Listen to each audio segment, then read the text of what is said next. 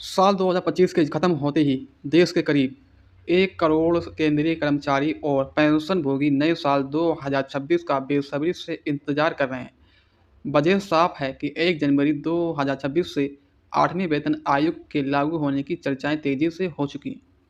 हर वेतन आयोग कर्मचारियों के लिए बड़ी उम्मीद लेकर आता है, क्योंकि इसमें न सिर्फ सैलरी बढ़ती है बल्कि भत्तों और पेंशन में भी बड़ा बदलाव देखने को मिलता है। ऐसे में सबसे बड़ा सवाल कि 8वां वेतन आयोग में कितनी सैलरी बढ़ेगी और बढ़ा हुआ पैसा कर्मचारियों के खाते में कब तक आएगा। 10 साल में नया वेतन किया जाता है। इस परंपरा के तहत माना जाता है कि 1 जनवरी 2026 से 8वां वेतन आयोग हो सकता है। हालांकि अभी तक सरकार की तरफ से इसका भी कोई भी आधिकारिक घोषणा नहीं हुई है। तो अब बात करते हैं कि सैलरी हाइक की 8वें वेतन आयोग में सैलरी बढ़ोतरी का सबसे अहम आधार फिटमेंट फैक्टर होता है। 7वें वेतन आयोग में फिटमेंट फैक्टर 2.57 रखा गया था, जिसके चलते हुए न्यूनतम बेसिक सैलरी 7,000 रुपये से बढ़ाकर 18,000 रुपये हो गई थी। तो इस बार एक्सपर्ट्स का अनुमान है कि 8वें वेतन में फिटमेंट फैक्टर 2.86 से लेकर 3.0 तक हो सकता है। अगर ऐसा होता है तो नियम बेसिक सैलरी 18,000 रुपये से बढ़कर 51,000 रुपये तक पहुंच सकती है। जैसे मान लीजिए कि किसी कर्मचारी की मौजूदा बेसिक सैलरी 25,000 रुपये है, तो फिटमेंट फैक्टर 2.86 होने पर उसकी नई बेसिक सैलरी करीब 71,500 रुपये हो सकती है। इस तरह जिन कर्मचारियों की बेसिक सैलरी ज़्यादा है, उनकी सैलरी भी बड़ा उछाल देखने को मिल सकता है। इसका सीधा असर DA, HR और अन्य भत्तों पर भी पड़ेगा, क्योंकि ये सभी बेसिक सैलरी के आधार पर तय होते हैं। पेंशन भोगियों के लिए 8वां वेतन आयोग किसी तोहफे से कम नहीं है। जैसे 7वां वेतन आयोग में पेंशन का रिवीजन किया गया था, वैसे ही इस बार पेंशन में अच्छी खासी बढ़ोतरी होने की उम्मीद है। न्यूनतम पेंशन बढ़ सकती है और महंगाई भत्ते के साथ जुड़कर कुल पेंशन राशि में इजाफा देखने को मिल सकता है।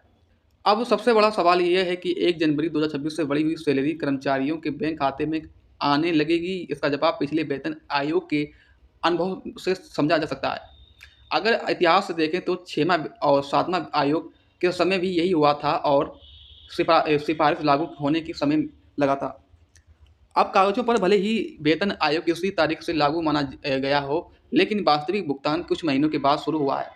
7वां वेतन आयोग को ही उदाहरण के तौर पर लें तो 1 जनवरी 2016 से लागू माना गया था, लेकिन कर्मचारियों की बढ़ी हुई सैलरी पर एरियर्स जुलाई 2016 से मिलना शुरू हुआ था, यानी करीब 6 महीने का इंतज़ार करना पड़ा था। इस बार इस तरह 6वां वेतन आयोग के समय भी भुगतान में देरी हुई थी और कर्मचारियों को एरियर बाद में भी दिया गया था।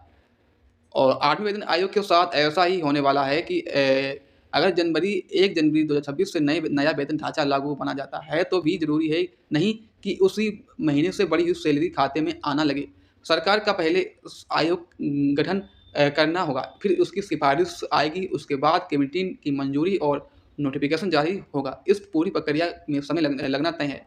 तो ऐसे में एक्सपर्ट का मानना है कि वास्तविक वेतन वृद्धि और बकाया राशि यानी एरियर मिलने में भी 6 महीने से लेकर 1 साल तक का समय लग सकता है।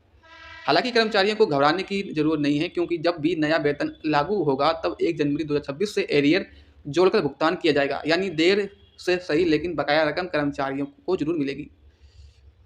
अब केंद्रीय कर्मचारी को साथ साथ राज्य के कर्मचारी भी 8वें वेतन आयोग पर नज़र बनाए हुए हैं। अक्सर देखा गया है कि केंद्र के वेतन आयोग लागू होने के बाद कई राज्य सरकार भी अपनी कर्मचारियों के वेतन संशोधन करती है। ऐसे में इसका असर देश पर भी पड़ सकता है।